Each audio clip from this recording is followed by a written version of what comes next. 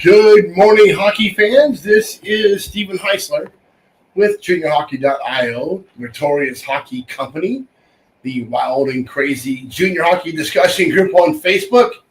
You are watching the Junior Hockey Morning Show. We are on the World Sports Broadcasting Network, WSBN.TV, Facebook, X, YouTube. Tommy, no mistakes this morning. All right, I've been kind of sick all week, so I brought in Michael Moore to help me today. He's been kind of sick all week, so I guarantee you that watching this show, you're not going to catch this sickness. Tommy might get it. My wife gave it to me, so we'll see what happens. Dudley coughing up lung biscuits yet there, Mike? No, not quite yet. He's kind of just conked out on the floor right now. But if you say his name enough times, he'll probably jump up and insist that he gets on the screen here. So maybe we'll get lucky, right, buddy?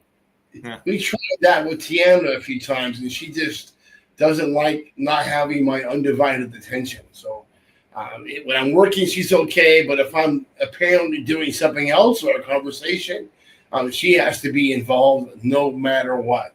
So, Mike he's actually exceptional with work. If we're talking to a player or a player's family or a coach or something like that, and I got it on the speakerphone, he's as good as can be. But the minute it hangs up, he understands what that means, and he's in my lap. So we got it worked out. So hopefully you'll get to that point too. But if Tina jumps my lap at 80 pounds, I'll be in big trouble. I'm going to lose something. So. So last week, the NCAA voted, I think it was last Tuesday or Wednesday after the election, the coaches voted to allow the players from the Canadian Hockey League to now be eligible for NCAA Division I hockey starting this fall for the 25-26 season. And there's a lot of time, right? It's about time. We've been on this for a couple of years. We've been talking about it for at least a year and a half. I've been called probably every name in the book for saying this is going to happen. I don't know what I'm talking about. But again, I'm used to that. That doesn't bother me. But what does bother me is all the misinformation. I feel like I'm not a Democrat. Don't take it the wrong way. But there's a lot of speculation and misinformation about what this really means to today's hockey player. And, Mike, your article really pushed a few buttons because it's right. Here's where it comes down to.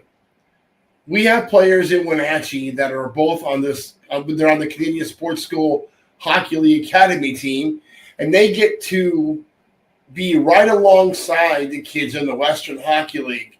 And, Mike, I can tell you player for player, if you ask one of our clients that are there, why is that player in the Western Hockey League and you are not? And player for player is going to tell you those kids work and compete at an entirely different level. And the problem is, Tiana's here, is that American kids, and not just, I would say tier 2 prospects in general, right? The issue is clear. They don't work with the same intensity, probably because hockey's never been that intense for them. American prospects don't have the same amount of ice time as they do in Canada. And, American prospects that are playing in the Western League and Ontario League, they get up there at age 15 and they realize the misconception recently is that those kids are all dumb.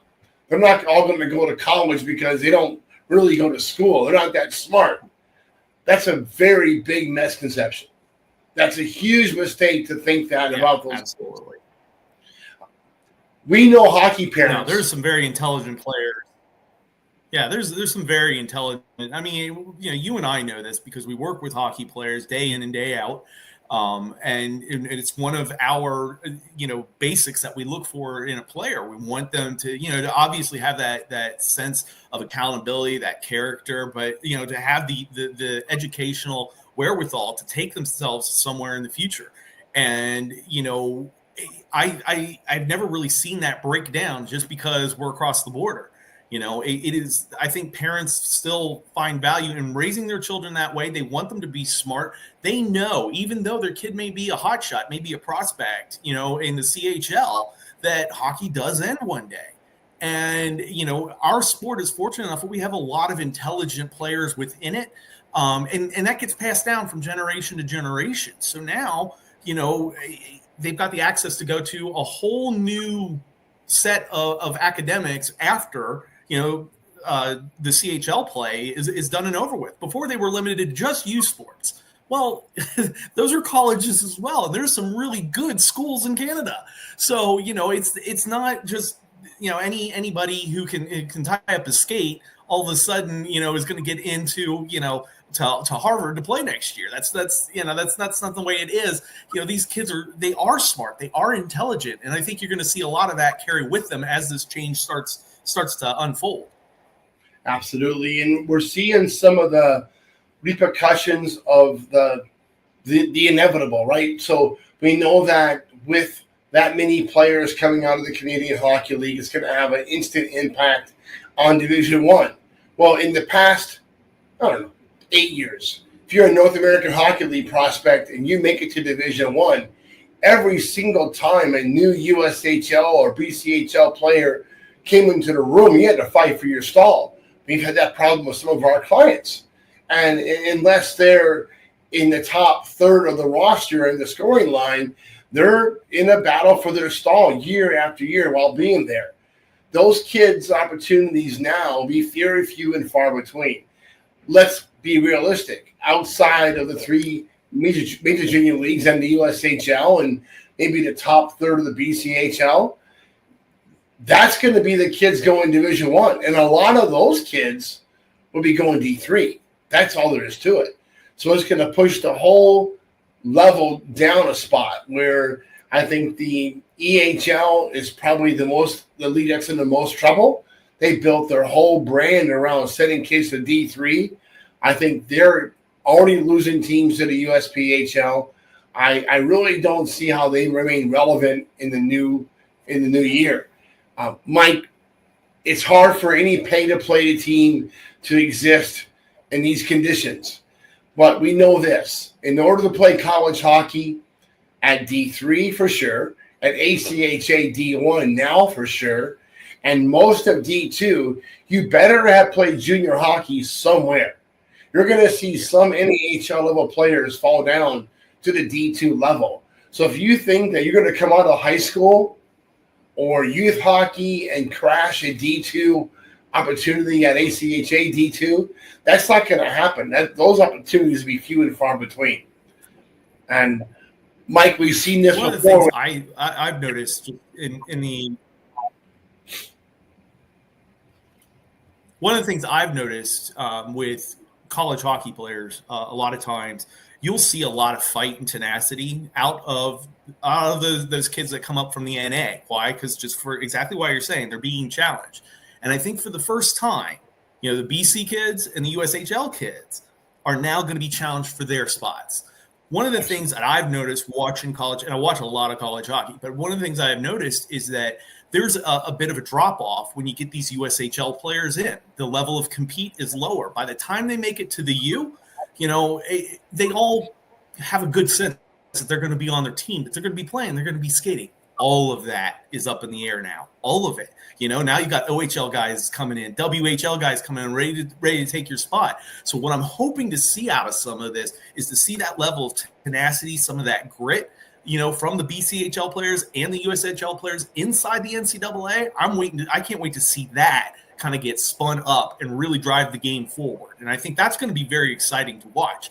But at the same rate, right now, we're still sort of figuring things out. A lot of changes are happening every day. It's something different. So it'll be interesting to see how this all kind of comes together the next year. Obviously, next year is going to kind of be it's going to be a dry run. There's going to be a lot of mistakes. There's going to be a lot of good things to come out of it. But that's one of the things I'm definitely looking forward to. People are writing off leagues like the BCHL. I think that's a big mistake. I think the BCHL in this new atmosphere becomes a little bit older and a lot more Europeans. Europeans aren't going to be going to the Canadian Hockey League as much.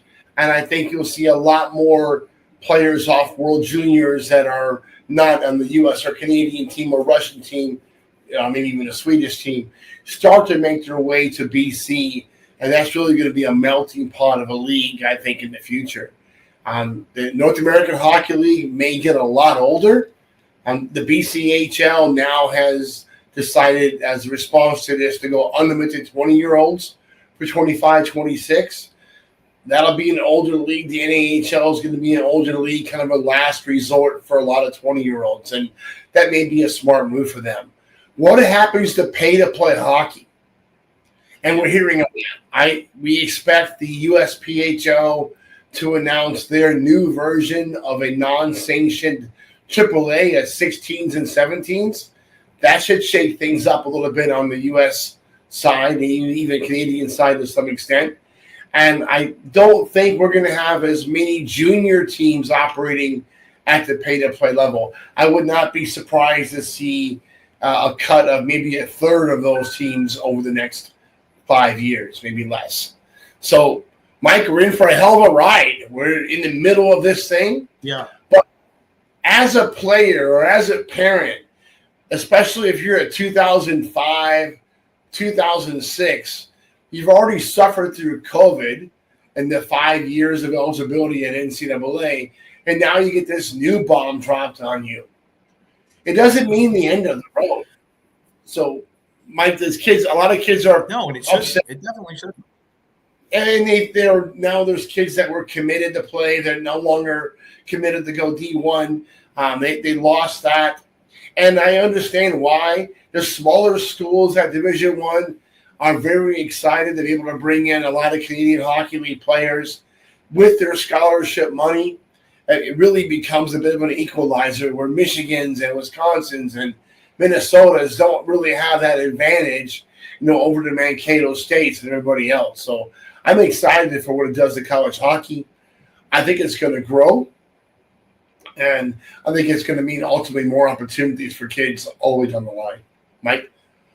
I think so too. I think we're going to see a lot of things happening here, in the course of the next year. Like I said, there is no roadmap in place for this. This is all uncharted territory for every single entity involved. So how this all shakes out in the end will be very interesting. We just saw AIC earlier, I think it was today or yesterday. They announced that they were moving from D1 to D2, and we'll probably see a lot of shuffling just like that to come. I expect that the level of play at the ACHA D1 will probably pick up as a result, just because of how everything sort of trickles down. It's going to be the domino effect, from the top to the bottom. So we'll see that level of play go up. And now schools have more potential from both the NIL initiatives, so paying the players for one thing, and then also with how they've restructured how scholarships are going to work as well. So I think it's just going to be a different feel, I think. And like I said, everybody's sort of figuring things out. One of the biggest issues that I'm starting to see already is the universities, they don't actually have an infrastructure quite ready in place just yet, to watch all these kids in the O or in the Q, it's just not there yet. All of their budget's been planned out for the year. They're going to USHL events, scouting those kids out, but now they got to start looking at everybody in the CHL. So they've got to do some fundamental changes in the background just to, try and make it work for themselves. So there's going to be a lot of changes along the way. It'll be interesting to see how it all plays out. If you are a player and you're going through this transition and you want to have a conversation, on the bottom of tonight's or last night's article, you'll see a link to Victorious Hockey. You can book a call with us. We'll be happy to talk to you. But until Monday, I hope that you have a great weekend in hockey and enjoy your coffee. That was backwards again.